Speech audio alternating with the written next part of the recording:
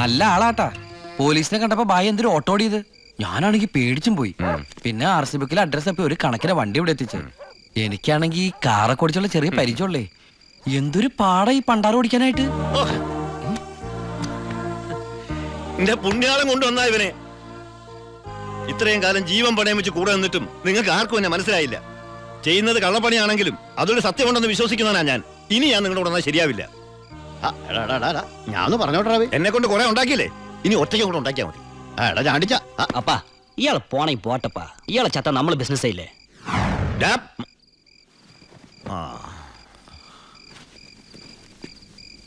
അയ്യോ,